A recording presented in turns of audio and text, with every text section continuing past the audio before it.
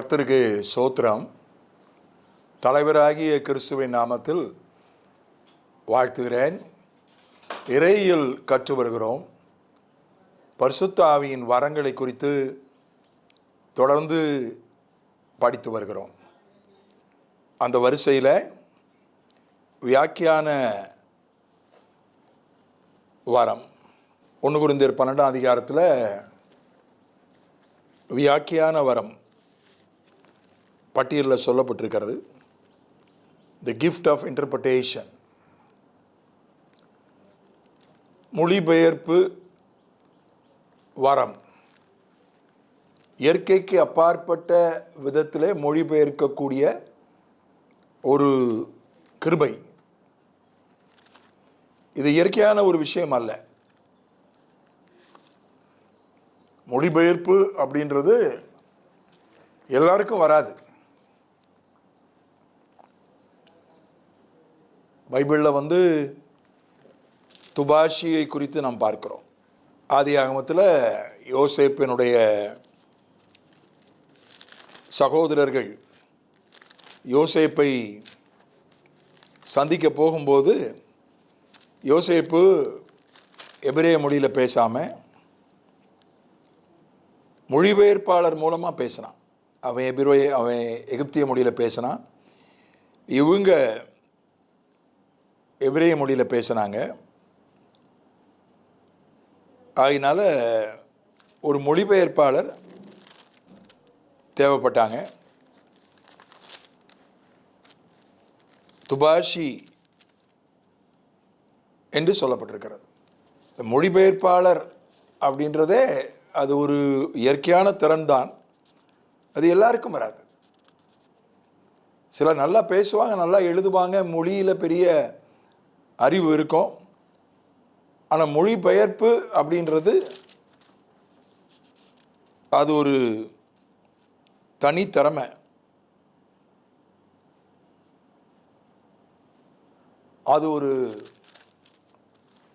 அதுவும் ஆண்டவருடைய ஒரு ஈவு தான். ஆனால் அது ஒரு நேச்சுரல் ஸ்கில், அது ஒரு இயற்கையான ஒரு திறன். அதைத்தான் நாம் ஆதியாகமத்தில் இந்த யோசேப்பினுடைய சரித்திரத்தில் பார்க்கிறோம். யோபினுடைய புஸ்தகத்திலும் என்னுடைய ஞாபகம் சரியாக இருக்குமானால் அப்படிப்பட்டதான ஒரு மொழிபெயர்ப்பு போன்ற ஒரு விஷயம் யோபினுடைய புஸ்தகத்திலும் வருகிறது. ஆகவே இது இயற்கையான மொழிபெயர்ப்பு. ஆனால் இயற்கைக்கு அப்பாற்பட்ட ஒரு மொழிபெயர்ப்பு, தெரியாத மொழியை தெரிந்த மொழியை. என்ன வித்தியாசம் மொழிபெயர்ப்பு திறனுக்கும் வியாக்கியான வரத்துக்கும்? மொழிபெயர்ப்பு திறன் என்பது தெரிந்த மொழியை மொழிபெயர்ப்பது. இப்போ நான் தாம்பரத்தில் 1984 கல்லூரி படித்து கொண்டிருக்கும்போது தாம்பரத்தில் இருக்கிற தேவ பிள்ளைகளுக்கு நான் ஒரு மொழிபெயர்ப்பாளராகத்தான் அறிமுகமானேன். எங்களுடைய போதகர் நீண்ட வருஷங்கள் ஐரோப்பாவில் இருந்தவர். அதனால் அவருக்கு தமிழில் பிரசங்கம் பண்ணுறதை விட ஆங்கிலத்தில் பிரசங்கம் பண்ணுறது அவருக்கு கொஞ்சம் சுலபம். ரெண்டாவது, அந்த சபைக்கு ஆங்கிலோ இந்தியர்கள் சிலர் வந்து கொண்டிருந்தார்கள். அதனால் கண்டிப்பாக ஆங்கிலத்தில் பேசணும். அதனால் ஒரு மொழிபெயர்ப்பாளர் தேவைப்பட்டார். அவர் என்னை அதற்காக பயன்படுத்தி கொண்டார். எனக்கு பைபிள் நல்லா தெரியும். அந்த நாட்களில் ஆங்கிலம் ரொம்ப புலமை கிடையாது. ஆங்கில அறிவு உண்டு, ஆனால் ரொம்ப பைபிள் சம்பந்தப்பட்ட வார்த்தைகள் நிறையா தெரியாது. ஆங்கிலத்தில் கொஞ்சம் தான் தெரியும். தமிழ் அத்துப்படி, தமிழில் எனக்கு புலமை உண்டு. ஆங்கில அறிவு அடிப்படை அறிவு தான். ஆங்கிலத்தில் பிரசங்கம் பண்ணிடுவேன், ஜெபம் பண்ணிடுவேன், பேசிடுவேன். மொழிபெயர்ப்பு என்பது வேறு. ஆனால் 10 வார்த்தை பேசுகிறாருன்னா 7 வார்த்தை இல்லை 3 வார்த்தை புரியாட்டாலும் பைபிள் அறிவு இருந்ததுனால, தமிழ் புலமை இருந்ததுனால அது என்னன்னு யூகிச்சு என்னால் தமிழில் பேச முடியும். அதனால் ஒரு மொழிபெயர்ப்பாளர் என்கிற ஒரு அடையாளம் எனக்கு கிடைத்தது. அதையே பலர் பாராட்டுகிறவர்கள் இருக்கத்தான் செய்தார்கள். அந்த சபைக்கு பல நாட்டு ஊழியக்காரர்கள் வருவதுண்டு. ஒவ்வொருவரும் ஒவ்வொரு விதமாக உச்சரிப்பார்கள். அதையும் நான் மொழிபெயர்த்தேன். அதனால் அது ஒரு இயற்கையான திறமை தான். அது ஒன்றும் ஒரு பெரிய இயற்கைக்கு அப்பாற்பட்ட வரம் கிடையாது. ஃபைனல் குவெஸ்ட் அப்படின்னு ஒரு ஆங்கில புத்தகம், என்னுடைய ஞாபகம் சரியாக இருக்குமா, ரிக் ஜாயினர் எழுதினதுன்னு நினைக்கிறேன். அகஸ்டின் ஜெபக்குமார் அவர்கள் அதனுடைய சில அத்தியாயங்களை மொழிபெயர்க்கும்படி என்னை கேட்டுக்கொண்டார்கள். நான் இன்னொருவர் மொழிபெயர்த்திருந்தார். அதில் அவருக்கு திருப்தி இல்லை. ஆகவே என்னை மொழிபெயர்க்கும்படி கேட்டுக்கொண்டார். நான் அதை மொழிபெயர்த்து கொடுத்தேன். அதை பின்னாளிலே தன்னுடைய பத்திரிகையிலேயும் அவர் வெளியிட்டிருந்தார்.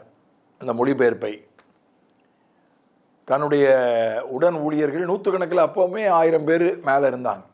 அவங்களுக்கெல்லாம் அதை நகல் எடுத்து கொடுத்தார். ஏன்னா அது ரொம்ப பிரயோஜனமான ஒரு கட்டுரை என்பதனால. இப்போ இதெல்லாமே ஒரு இயற்கை திறன் தான். இப்போ அதில் எனக்கு புரியாத வார்த்தைகள் வரும்போது நான் டிக்ஷனரியில் பார்த்து தான் அப்புறம் மொழிபெயர்ப்பேன். இதெல்லாமே ஒரு இயற்கையான திறன். ஆனால் இது அப்படி இல்லை. இது இயற்கைக்கு அப்பாற்பட்ட தெரியாத மொழியை மொழிபெயர்ப்பது. அது தானியேலுடைய புஸ்தகத்தில் இருக்கிறது. நேபுகாத்நேச்சாருடைய மகன் பெரிய ஒரு விருந்து பண்ணுறான். 1000 அதிகாரிகளுக்கு, பிரபுக்களுக்கு, சிற்றரசர்களுக்கு விருந்து. தானியேலை கூப்பிடலை. தானியேலை அவனுக்கு மரியாதை கொடுக்கப்படவில்லை. இன்னும் சொல்லப்போனால் அவன் பெரிய ஒரு அதிகாரியாக இருந்தான். கொல்லு மண்டபத்தில் இருந்தான். அவனை 1000க்கும் பின்னால் தள்ளிட்டாங்க. அவனுடைய ரேங்கை 1000க்கும் பின்னால் தள்ளிட்டாங்க. அவனை அவமானப்படுத்திட்டாங்க. அதுக்கப்புறம் ஆண்டவரை அவமானப்படுத்தினாங்க.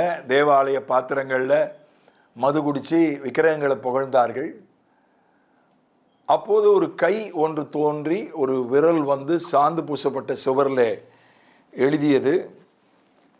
அது எழுதியதை பார்த்த உடனே நல்ல போதையில் இருந்த ராஜாவுக்கு போதெல்லாம் இறங்கிடுச்சு. கைகாலெலாம் ஆடி போயிடுச்சு. நாடி நரம்பெல்லாம் தளர்ந்து போச்சு. வயிறு கலக்கிடுச்சு. ஆடி போயிட்டான். அதை வாசித்து அதனுடைய அர்த்தத்தை சொன்னால், 3வது அதிகாரியா,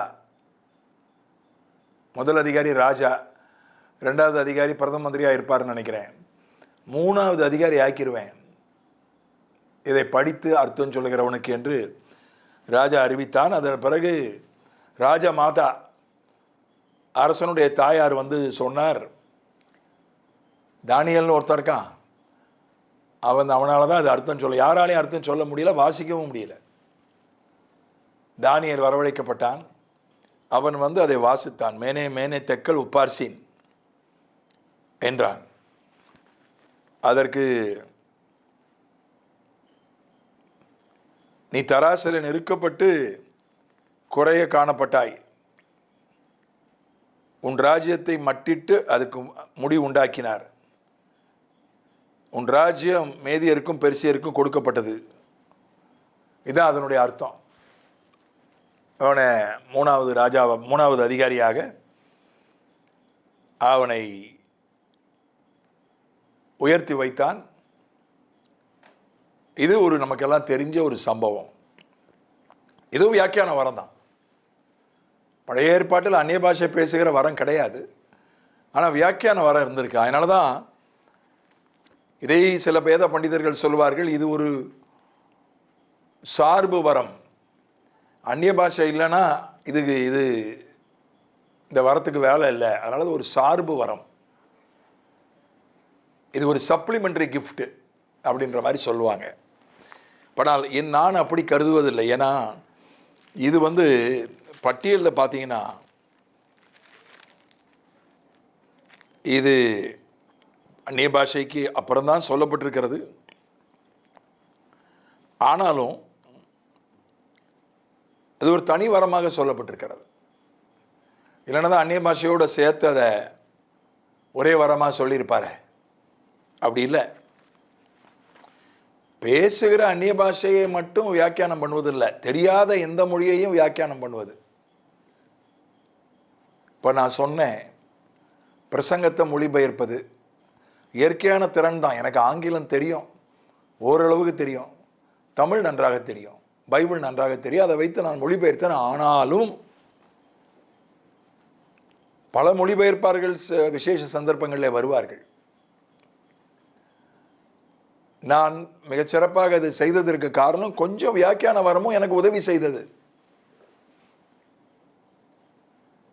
சில நேரங்களிலே அது உதவி செய்தது. அதே மாதிரி நான் மொழிபெயர்க்கும் போது புத்தகங்களை வியாக்கியான வரம் உதவி செய்தது. பைபிள் டிரான்ஸ்லேஷன் ஊழியங்கள் முக்கியமாக பைபிள் டிரான்ஸ்லேஷன், வேதாகம மொழிபெயர்ப்பு ஊழியங்கள், அது இயற்கையான அறிவு வைத்து தான் மொழிபெயர்க்கிறார்கள். ஆனால் வியாக்கியான வரம், பரிசுத்த ஆவியை பெற்ற ஒருத்தர் அதை மொழிபெயர்த்தார் என்றால் வியாக்கியான வரம் நிச்சயமாக உதவி செய்யும். ஏன்னா கிரேக்க மொழியிலிருந்து எபிரேய மொழியிலிருந்து மொழிபெயர்க்கிறாங்க. ஆனால் ஒரு வார்த்தைக்கு பல அர்த்தம் இருக்கும். அது எல்லா மொழியிலும் அப்படி உண்டு. ஒரு வார்த்தைக்கு ஒரு அர்த்தம் இருக்காது, 2-3 அர்த்தம் இருக்கும். அது எப்படி கண்டுபிடிக்கிறது? எந்த சூழ்நிலையில் அது சொல்லப்பட்டிருக்கிறது என்பதை வைத்துதான் அது நிர்ணயிக்கப்படுகிறது. அதனால் இப்போ ரெட்டுன்னு சொல்கிறோம். ரீடு உடைய பாஸ்ட் டென்ஸும் ரெட்டு தான். நிறத்துக்கு, சிவப்பு நிறத்துக்கும் ரெட்டுன்னு தான் சொல்லுவோம். கேட்கும்போது எந்த ரெட்டுன்னு முடிவு பண்ண, அந்த மற்ற வார்த்தைகளை வச்சு தான், அந்த சூழலை வச்சு தான் இது நிறத்தை சொல்கிறதா வாசித்ததை சொல்கிறதா. அதே மாதிரி ரீடுக்கும் ரெட்டுக்கும் ஒரே ஸ்பெல்லிங் தான் எழுத்தில். அதை ரீடுன்னு வாசிக்கிறதா ரெட்டுன்னு வாசிக்கிறதா, எப்படி எடுத்துக்கிறது? அதை நிகழ்காலத்தில் எடுத்துக்கொள்வதா கடந்த காலத்தில் எடுத்துக்கொள்வதா என்று கேள்வி எழும்போது அந்த சூழ்நிலை வச்சு தான் முடிவு செய்கிறோம். அது மாதிரி ஒரு வார்த்தைக்கு பல அர்த்தங்கள் இருக்க வாய்ப்புண்டு. அப்போ அது என்ன அர்த்தம் என்று சூழ்நிலையை வைத்து கண்டுபிடிப்பது ஒரு பக்கம் இருந்தாலும் ஆவியானவருடைய வியாக்கியான வரம் தேவை. வேதாகம மொழிபெயர்ப்பு ஊழியங்களுக்கு நிச்சயமாக எல்லா மொழிபெயர்ப்புகளும் சிறந்த மொழிபெயர்ப்புகள் என்று சொல்ல முடியாது. சென்னை தமிழில் கூட பல மொழிபெயர்ப்புகள் வந்திருக்கின்றன. தமிழ் அறிஞர்கள், ரட்சிக்கப்படாத தமிழ் அறிஞர்களுடைய உதவிகளை பயன்படுத்தியிருக்கிறார்கள். நம்ம கையில் இருக்கிறது ஓல்டு வெர்ஷன் என்று சொல்லக்கூடிய ஓவி மொழிபெயர்ப்பு, OVNF மொழிபெயர்ப்பு என்றதை சொல்கிறார்கள். இந்த மொழிபெயர்ப்பு ஆறுமுக நாவலர் அப்படின்ற யாழ்ப்பாணத்து தமிழறிஞருடைய உதவியோடு தான் மொழிபெயர்க்கப்பட்டது. ஆனால் அதை பல தேவ மனிதர்கள் மேற்பார்வை, அவர்களுடைய மேற்பார்வையில் தான் இது செய்யப்பட்டது. அதனால் இது ஏதோ வெறும் மொழிபெயர்ப்பு பணி இல்லை, பரிசுத்த ஆவியானவருடைய ஒரு உதவி. அதான் வியாக்கியான வரும். நிச்சயமாய் அது தேவை. மொழிபெயர்ப்பு ஊழியங்களில், பைபிள் மொழிபெயர்ப்பில் நிச்சயமாக தேவை. எவ்வளவுதான் மொழி அறிவு இருந்தாலும் ஒரு சொல்லுக்கு என்ன 3 அர்த்தம் இருக்குது, எந்த அர்த்தத்தை எடுக்கிறது என்கிறது போன்ற குழப்பங்கள் வரும்போது வியாக்கியான வரம் உதவி செய்கிறது. வெறும் வியாக்கியான வரத்தை வச்சுக்கிட்டு மொழிபெயர்த்திட முடியாது. பைபிளை மொழிபெயர்த்திட முடியாது, பிரசங்கத்தை மொழிபெயர்க்க முடியாது, புத்தகத்தை மொழிபெயர்க்க முடியாது. நிச்சயமாக மொழி அறிவு தேவை. மொழி அறிவு வைத்துக்கொண்டு மொழிபெயர்த்தரலாம்.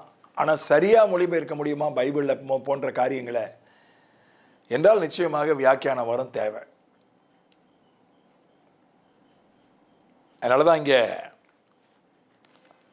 1 கொரிந்தியர் 14 பவுல் எழுதுகிறான், அர்த்தத்தை சொல்வது அல்லது வியாக்கியான வரம் பற்றி அவன் எழுதுகிறான். 13ஆம் வசனத்தில் 1 கொரிந்தியர் 14 அந்தப்படி அந்நிய பாஷையில் பேசுகிறவன் அதன் அர்த்தத்தையும் சொல்லத்தக்கதாக விண்ணப்பம் பண்ண கடவன்.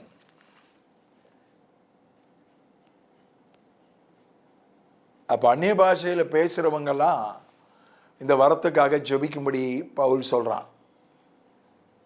நீங்கள் ஜெபம் பண்ணுங்க, அதன் அர்த்தத்தையும் சொல்லத்தக்கதாக விண்ணப்பம் பண்ண கடவன். இந்த வரத்திற்காக நீங்கள் ஜெபியுங்கள். இந்த வரம் தேவை. அந்நிய பாஷை பேசுனா யாருக்கும் புரியாது. இந்த வரம் உங்களுக்கு வேலை செஞ்சதுன்னா அதனுடைய மொழிபெயர்ப்பை நீங்கள் சொல்லிடலாம். அதே போல் மறுபடியும் அவன் சொல்கிறான், அந்நிய பாஷை பேசுகிறவனே அதன் அர்த்தத்தை சொல்வது. அப்போ அந்நிய பாஷை பேசுகிறவர்கள் இந்த வரத்திற்காக ஜெபிக்க வேண்டியது அவசியம். ஜெபிக்க கடவன், விண்ணப்பம் பண்ண கடவன் என்று ஒரு கட்டளையை கொடுக்கிறார். 100 கோடி பேர் 2000ஆவது ஆண்டு எடுக்க கணக்கின்படி, புள்ளி விவரத்தின்படி 100 கோடி பேர் அந்நிய பாஷை பேசுகிறவர்கள் இந்த உலகத்தில் இருக்கிறார்கள். இப்போ கொஞ்சம் அதிகமாக இருக்கும், 120 அந்த மாதிரி ஆயிருக்கும். அப்போ அந்த மக்கள் அதனுடைய பேசின அந்நிய பாஷையினுடைய அர்த்தத்தை சொல்லும்படி ஜெபிக்கணும். வேற எந்த வரத்துக்காகவும் ஜெபிக்க சொல்லலை. இந்த ஒரு வரத்துக்காக தான் ஜெபிக்க சொல்லியிருக்கு. மற்ற வரத்தை விரும்ப தான் சொல்லியிருக்கு. 1 கொரிந்தியர் 14:1 அன்பை நாடுங்கள், ஞான வரங்களையும், ஞான வரங்கள்னு ஆவிக்குரிய வரங்கள், விசேஷமாய் தீர்க்க தரிசன வரத்தை விரும்புங்கள். ஆவிக்குரிய வரங்களை விரும்புங்கள், தீர்க்க தரிசன வரத்தை விரும்புங்கள். ஆனால் இந்த ஒரு வரத்துக்கு தான் ஜெபிக்க சொல்லியிருக்கு. அர்த்தத்தையும் சொல்லத்தக்கதாக விண்ணப்பம் பண்ண கடவன். அதனால் நாம் கேட்டு ஜெபித்து பெற்றுக்கொள்ள வேண்டிய ஒரு வரம் வியாக்கியான வரம். அவன் சொல்கிறான் 27ஆம் வசனம் 1 கொரிந்தியர் 14 யாராவது அந்நிய பாஷையில் பேசுகிறது உண்டானால் அது 2 பேர் மட்டில் அல்லது 3 பேர் மட்டில் அடங்கவும், அவர்கள் ஒவ்வொருவராய் பேசவும், ஒருவன் அர்த்தத்தை சொல்லவும் வேண்டும்.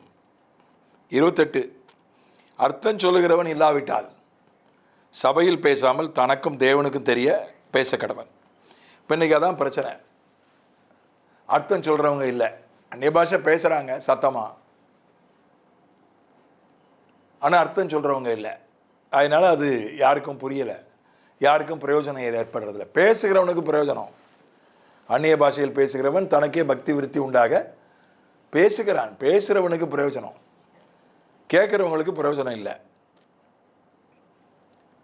யாராவது அர்த்தம் சொல்லுகிறவர்கள் இருந்தால் நீங்கள் அந்நிய பாஷை பேசுங்க, சத்தமாக பேசுங்க, அவன் அர்த்தம் சொல்லிடுவான். அப்படி இல்லை, அர்த்தம் சொல்லுகிறவர்கள் இல்லை என்றால்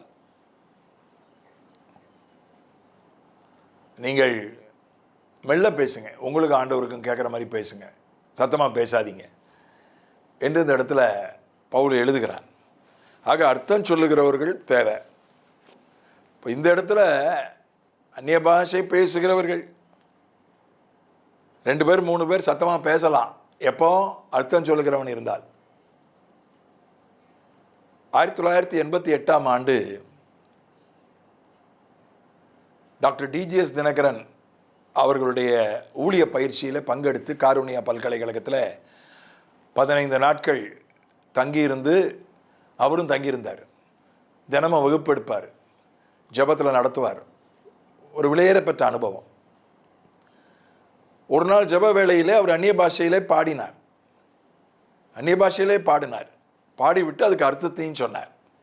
ஏன்னா டாக்டர் டிஜிஎஸ் தினகரன் மேடையில் அந்நிய பாஷை பேச மாட்டார். நான் அவரோடு ஓரளவுக்கு பழகி இருக்கிறேன், அவரோடு சேர்ந்து ஊழியம் செஞ்சுருக்கிறேன். ஆனால் என்னுடைய முன்னோடிகளில், என்னுடைய குருநாதர்களில் அவரும் ஒருவர். அவரிடத்தில்தான் விண்ணப்பம் ஊழியம் செய்வது, வெளிப்பாட்டின் வரங்கள் இவைகளையெல்லாம் கற்றுக்கொண்டேன், பெற்றுக்கொண்டேன். அவர் எனக்கு எத்தனையோ முறை ஜெபம் பண்ணியிருக்கிறார், அந்நிய பாஷை பேசினதில்லை. தெற்கு தரிசனம் தான் சொல்லியிருக்கார், அந்நிய பாஷை பேசாமல் தான் தெற்கு தரிசனம் சொல்லியிருக்கிறார். ஆனால் மேடையில் 400 பேர் இருக்காங்க. 400 பேர் நடுவில் கத்தோலிக்கர்கள் இருக்காங்க, கத்தோலிக்க ஃபாதர்ஸ் இருக்காங்க, கன்னியாஸ்திரிகள் இருக்காங்க. அந்த பயிற்சியில் சிஎஸ்ஐ போதகர்கள் இருக்காங்க, பல ஸ்தாபனத்தை சார்ந்த ஊழியக்காரர்கள், விசுவாசிகள் இருக்காங்க. அவர் அந்நிய பாஷையில் பாடி அதன் அர்த்தத்தை சொன்னார். அதே போல் புதுவாழ்வு ஏஜி சபை பாஸ்டர் டி மோகனுடைய சபையில் இப்போது அது காணப்படவில்லை. ஆரம்ப நாட்களில், நான் சொல்வது ஒரு 30 வருஷத்துக்கு முன்னால், 2 இசைக்கலைஞர்கள் இருப்பாங்க. ஒருத்தர் வயலின் வாசிப்பார், இன்னொருத்தர் என்ன வாசிப்பாருன்னு ஞாபகம் இல்லை. 2 பேர் மேடையில் உட்காந்துருப்பாங்க பக்கவாட்டில். ஜெப நேரத்தில் ஒருத்தர் அந்நிய பாஷை பேசுவார், இன்னொருத்தர் வியாக்கியானம் பண்ணுவார். ஒவ்வொரு ஞாயிற்றுக்கிழமையும் அது நடக்கும். கண்கொள்ளா காட்சி. ஆனால் இப்போ அவங்க இருக்காங்களா?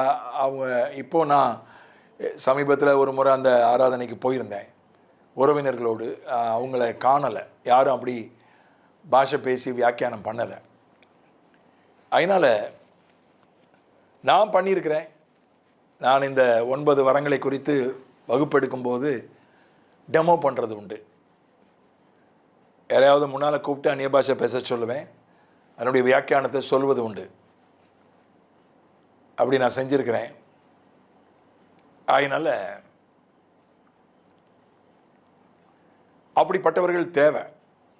ஒரு சபைக்கு, ஒரு கூட்டத்துக்கு, ஒரு ஊழியத்துக்கு ஒரு வியாக்கியானம் பண்ணுற வரமுள்ளவர் நிச்சயமாக தேவை. அப்போ தான் அங்கே பேசப்படுற அந்நிய பாஷைகளை வியாக்கியானம் பண்ண முடியும். ஜேம்ஸ் சந்தோஷம் அப்படின்னு ஒரு பெரிய ஊழியக்காரர், தேவனுடைய மனுஷன் இருந்தார். இப்போ கர்த்தருக்குள்ளே கடந்து போய்விட்டார். என்னுடைய நண்பர், மிகப்பெரிய ஸ்தாபனத்தினுடைய ஸ்தாபகர், வல்லமையாய் ஊழியம் செய்தவர். அவர் ஒரு சம்பவத்தை சொன்னார். ஒரு முறை மலேசியாவுக்கு போயிருந்தார். மலேசியாவில் ஒரு சபையில் பிரசங்கம் பண்ண போனார். அந்த போதகர் அந்நிய பாஷை பேசினார். அதனுடைய அர்த்தத்தை கர்த்தர் பாஸ்டர் ஜேம்ஸ் சந்தோஷத்துக்கு வெளிப்படுத்தினார். அதனுடைய அர்த்தம் என்ன? ஆண்டவரே, அந்த போதகர் அந்நிய பாஷையில் ஜெபம் பண்ணியிருக்கிறார். எப்படி ஜெபம் பண்ணியிருக்கிறார்? ஆண்டவரே, நான் கழிவறையிலே சிகரெட் பிடிக்கிறேன், என்னால் சிகரெட் பிடிக்கிற பழக்கத்தை விட முடியல, எனக்கு விடுதலை தாரும். இப்படி அந்நிய பாஷையில் ஜெபம் பண்ணியிருக்கிறார். அதனுடைய அர்த்தம் ஜேம்ஸ் சந்தோஷம் அவர்களுக்கு வெளிப்படுத்தப்பட்டு விட்டது. அவர் அந்த போதகரை தனியாக அழைத்து பேசினார். இந்த மாதிரி நீங்கள் ஜெபம் பண்ணதீங்க, உண்மையா? ஆமாம், உண்மைதான். அந்நிய பாஷையில் அவர் அறியாமலே ஜெபம் பண்ணியிருக்கிறார், சிகரெட்டிலேருந்து விடுதலை தாங்கன்னு. அப்புறம் அவருக்கு ஆலோசனை சொல்லி ஜெபம் பண்ணார். அதாக அவர் குறிப்பிடுகிறார். அதனால் வியாக்கியான வரும் இன்றைக்கு இருக்கிறது, கொஞ்சமாக சிலரிடத்தில் இருக்கிறது. அது அந்நிய பாஷை பேசுகிற எல்லாரும் வியாக்கியான வரத்தை பெற்றுக்கொள்வது அவசியம். ஒரு ஊழியத்துக்கு, ஒரு சபைக்கு ஒருத்தராகிலும் பெற்றுக்கொள்வது அவசியம். விரும்புங்கள், ஜெபியுங்கள், பெற்றுக்கொள்ளுங்கள். பிதாவை இயேசுவின் நாமத்தில் இந்த தேவையான ஆனால் அதிகம் இல்லாத இந்த வியாக்கியான வரத்தை கேட்டுக்கொண்டிருக்கிற மக்கள் கேட்டு பெற்றுக்கொள்ளட்டும். ஆண்டவரே, பைபிள் மொழிபெயர்ப்பில், பிரசங்க மொழிபெயர்ப்பில் புத்தக மொழிபெயர்ப்பில் இந்த வரத்தினுடைய உதவி தேவை. இந்த வரத்தை வைத்துக்கொண்டு இதை செய்ய முடியாது. இயற்கை அறிவு தேவை. இந்த வரம் அதற்கு உதவி செய்கிறது. ஆண்டவரே, நீங்கள் கேட்டுக்கொண்டிருக்கிற மக்கள் வியாக்கியான வரத்தை விரும்ப அதை கேட்டு பெற்றுக்கொள்ள உதவி செய்யும். ஒரு சபைக்கு, ஒரு ஊழியத்துக்கு ஒரு வியாக்கியான வரம் உள்ளவரையாவது எழுப்பும்படி உம்முடைய ஊழியக்காரனாகிய நான் உம்மிடத்தில் கெஞ்சி பிரார்த்திக்கிறேன். இயேசுவின் மூலமே பிதாவே, ஆமென்.